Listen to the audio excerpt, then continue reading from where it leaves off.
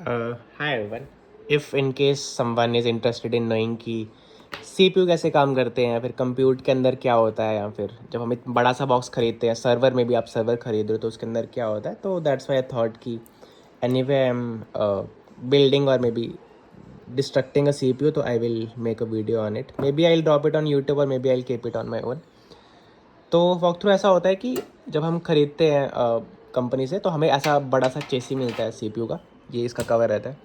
ये मोस्टली खाली रहता है, इसके अंदर ज़्यादा सामान नहीं रहता है। ये इसके अंदर एक मेन चीज़ होता है, ये मदरबोर्ड है एंड मोस्टली सारे सामान इस पे अटैच होते हैं। फॉर एग्ज़ाम्पल यहाँ पे अगर आप देख रहे हो तो 2 पोर्ट्स हैं, यहाँ पे रैम अटैच होती है। RAM looks like this. Okay. ये मेरा पीसी बहुत पुराना है, मैं जब 10th में था मैंने तब उठाया था ये। तो ये तो 2 गीग्स की रैम है, इसमें मॉसफेट वगैरह लगे हैं। सो ये मॉसफेट होते हैं। मॉसफेट इसलिए लगते हैं कि जब आप पावर सप्लाई करते हो तो 1-2 वोल्ट की चाहिए होती है इसको, मगर आप पावर सप्लाई से 12 वोल्ट पास करोगे तो ये उड़ जाएगा। तो उसके लिए मॉसफेट होता है। यहाँ पे आप 2 रैम्स अटैच कर सकते हो। कई कई हार्ड मदरबोर्ड्स में वो 4 भी अलो करते हैं, बट 4 का लॉजिक बैठता नहीं है। इवन आप AMD के टॉप परफॉर्मिंग बोर्ड्स भी देखोगे तो उसमें 2 ही होते हैं। तो 4 वाला तो जस्ट जैसे 4 कैमरा होते हैं, doesn't make a lot of sense, तो वो वाला सीन होता है। इसको छोड़ के यहाँ पे प्रोसेसर लगता है, ये प्रोसेसर का स्लॉट होता है। ये जब आप कभी अनलॉक करोगे तो it will look like, give me a second, टूट नहीं जाए बस। ठीक है, मैं इसको अभी एक हाथ से नहीं कर पाऊँगा, बट ये अनलॉक होता है। इसका मैंने लॉक खोल के रखा है तभी आपको यहाँ पे ऐसा दिख रहा है। इसके अंदर ये जाता है, ये प्रोसेसर होता है एंड ये इंटेल का आता है या AMD का आता है, राइजन का आता है, आप देख सकते हो। मेरा वाला तो बहुत पुराना है, अगर इस पर लिखा भी है, बट मैं आपको रीड करके बताना हो तो ये है इंटेल पेंटियम है, तो इतना पुराना है ये। इसी का मेन प्राइस होता है, बाकी सब तो सस्ता होता है। ये 2-3 हज़ार का ये मिल जाता है कैबिनेट। मे बी RGB ले रहे हो तो उसमें आपको 6-7 हज़ार का पड़ता है। रैम भी 3-4 हज़ार में पड़ जाती, रैम 3-4 हज़ार में पड़ जाती है। फिर प्रोसेसर का मेन पैसा होता है। इवन बाकी सब चीज़ें सस्ती है, ये मदरबोर्ड भी सस्ता मिल जाता है। तो ये होता है, यहाँ प्रोसेसर जाता है, यहाँ रैम जाती है। जो एक्सटर्नल हार्ड डिस्क होती है वो कुछ ऐसी दिखती है। अभी इस पर कैबिनेट लगा हुआ है, बट अगर मैंने इसको खोला, मेरे पास टूल्स नहीं है इसको खोलने के। इसको खोला तो इसके अंदर एक सर्कुलर डिस्क होती है, तो उस पर वो रीड करता है। वो फिर जो भी हम डेटाबेस, इवन अगर आप ऑप्टिमाइजेशन की बात करते हो तो कि वो डेटा कैसे स्टोर होता है, तो इसके अंदर एक ब्लॉक्स बन जाते हैं डिवाइडिंग के, तो वो इसके अंदर होता है। ये HDD है, हार्ड डिस्क का नॉर्मल। यहाँ आजकल SSDs भी आती है, बट मेरा पुराना लैपटॉप है तो यहाँ पे है नहीं। If you want to attach hard disk SSD आपके किसी पुराने बोर्ड पे, तो सिंपलेस्ट वे ये होता है कि जो आपके CPU का DVD ड्राइव होता है, DVD ड्राइव को आप रिप्लेस करके, क्योंकि DVD आजकल यूज़ नहीं होती है, तो वहाँ पे आप SSD डाल सकते हो। इसको छोड़ के यहाँ पे इनपुट आउटपुट होता है। तो जो आपको CPU में, if I have to show you, हाँ, जैसे ये यहाँ पे होता है ना, इंटरफेस दिखता है कि यहाँ पे ये तार डालो, यहाँ पे ये तार डालो, वो सब असली में ये होता है। इसको अगर मेरे को आपको दिखाना है तो ये ऑडियो के लिए होते हैं, ये USB के होते हैं। USB में USB टाइप A है, आजकल USB टाइप C भी आ जाते हैं यहाँ पे। अगर आपको वो डालना है तो आप इसको अनसोल्डर करके डाल सकते हो, कुछ ज़्यादा कॉन्फ़िगरेशन चेंज नहीं होता। तो यहाँ पे अगर आप पीछे देखोगे आपको बस ये 2 चीज़ें अनसोल्ड करनी पड़ती हैं। हीट में भी हीट गन होती है तो उससे हो जाता है ये। इसके बाद में ये ईथरनेट लैन केबल है, जो पोर्ट फॉरवर्डिंग वगैरह करनी पड़ती है वो इससे करनी पड़ती है। इसके बाद में जो ये आपको ब्लू वाला दिख रहा है, ये VGA पोर्ट है। ये बाय द वे ये दोनों पोर्ट ऑडियो वीडियो के लिए होते हैं।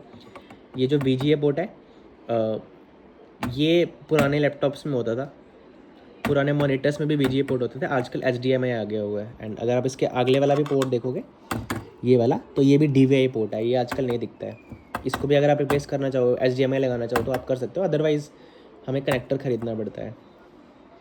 फिर यहाँ पे पावर सप्लाई होती है, और क्या होता है इसमें, मदरबोर्ड में ज़्यादा कुछ होता नहीं है। ये फिर कैपेसिटर वगैरह होते हैं, क्योंकि कुछ उड़ नहीं जाए, पावर सप्लाई बहुत ज़्यादा होती है इसमें। ट्रांजिस्टर डायोड्स वगैरह होते हैं। जितने ज़्यादा यहाँ पे क्लॉक स्पीड भी वही डिसाइड करता है, जितने ज़्यादा ट्रांजिस्टर रहते हैं आपके। इसके सिवाय यहाँ पे क्या होता है, इसका पता नहीं क्या यूज़ रहता है, मेरे को भी इतना पता नहीं चला। मैं इस पर कुछ था भी नहीं, अटैच भी नहीं था, मैंने गूगल किया तो मेरे को कुछ दिखा नहीं। यहाँ पे SATA केबल्स जाती हैं। SATA cable looks like these. SATA cable का मतलब ये होता है कि जब भी आप अपने मदरबोर्ड से कभी भी कोई मेमोरी अटैच करते हो, रैम या रोम, उसमें कम्युनिकेशन सिर्फ SATA केबल से हो सकता है। SATA केबल की अलग अलग कन्फिग्रेशंस होती हैं। फॉर एग्ज़ाम्पल अगर आप यहाँ देखोगे तो ये 6 GB/s की केबल है, तो केबल पे डिपेंड करता है कि क्या स्पीड जा रही है। इसके बाद में यहाँ पे एक बैटरी भी होती है, जैसे CMOS बैटरी जब बायोस में काम आती है, ये यहाँ पे डलती है। इसको छोड़ के क्या होता है, इसको छोड़ के ज़्यादा कुछ होता नहीं है। एक प्रोसेसर होता है, एक रैम होता है, एक रोम होती है, एक मदरबोर्ड होता है, इनपुट आउटपुट होते हैं। आइडली ये सजेस्ट किया जाता है कि आप इसको ऐसे रॉ टच मत करो। मेरे को नहीं पता था ये, वैसे मैंने भी सिर्फ खोल के रखा था, तो बाद में मैंने वीडियो देखा कि यहाँ से स्टैटिक करंट पास हो जाता है तो ये मदरबोर्ड उड़ जाता है, तो ये भी एक हो जाता है। हाँ, वन मोर थिंग, जब आप यहाँ पे प्रोसेसर लगाते हो, प्रोसेसर यहाँ पे ऐसे करके घुस जाता है, फिर यहाँ से लॉक होता है। प्रोसेसर को गर्म नहीं होने देना होता है क्योंकि फिर उड़ जाएगा वो, तो उसके लिए हमें ऐसा कुछ फ़ैन मिलता है, हमें फिर यहाँ पे फ़ैन लगाना पड़ता है। फ़ैन आप डायरेक्ट नहीं लगा सकते, तो आपको ये हीट सिंक मिलता है, तो आप ऐसे इसको अटैच करते हो तो यहाँ से फ़ैन की हवा इस पैटर्न से जाके इस पर बजती है प्रोसेसर पे। एंड इसके ऊपर भी आप जब भी आप कभी खोलोगे प्रोसेसर को, तो यहाँ पे भी उन्होंने कूलेंट लगा के रखा होता है, वो मैंने उतार दिया, मेरे को ख़रीदना पड़ेगा जब मैं इसको रीअसेंबल करूँगा।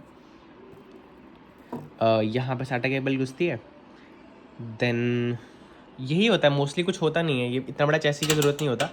अगर आप कभी सर्वर रैक देखोगे तो वो बस एक हॉरिजॉन्टल छोटा सा रहता है, ये तो चलो यूज़र इंटरफेस बढ़ाने के लिए उन्होंने दिया हुआ है। इसको छोड़ के हाँ, ये रैम है, ये हार्ड डिस्क है, वो कूलिंग फ़ैन है, ये प्रोसेसर है, ये मदरबोर्ड है। इसको छोड़ के अगर आप इसको सर्वर में कन्वर्ट करना है तो पहली चीज़ तो आपको रैक खरीदना पड़ेगा, आप ऐसे नहीं रख पाओगे क्योंकि थोड़ा सा भी पानी का ड्रॉप चलेगा तो ये उड़ जाएगा। और दूसरी बात ये होती है कि आपको इसमें ऑपरेटिंग सिस्टम इंस्टॉल करना पड़ता है, तो आपको इसको किसी एटलीस्ट फॉर वन टाइम किसी स्क्रीन से अटैच करना पड़ेगा, फिर आप इसका टर्मिनल यूज़ करके इसमें ऑपरेटिंग सिस्टम डाल सकते हो। एंड अगर आपको इसको सर्वर बनाना है जो पब्लिक एक्सेस कर पाए, तो आपको फिर क्या बोलते हैं, पोर्ट फॉरवर्डिंग करनी पड़ेगी। वो डिपेंड करता है कि आपका ISP पोर्ट फॉरवर्डिंग अलो करता है कि नहीं। अगर वो नहीं करता होगा तो आप इसको सिर्फ अपने वाईफाई नेटवर्क में यूज़ कर पाओगे। अगर आपका लोकल ISPs अलो कर देते हैं, अगर वो पोर्ट फॉरवर्डिंग अलो करेंगे, तो आप फिर कहीं से भी इसको एक्सेस कर सकते हो। तो मोस्टली बस यही इतना ही बोर्ड होता है, इतना बड़ा जो बॉक्स है ये इतना ही है बस, और कुछ नहीं है उसमें, बस ये बस इंटरफेस देने के लिए दिया होता है।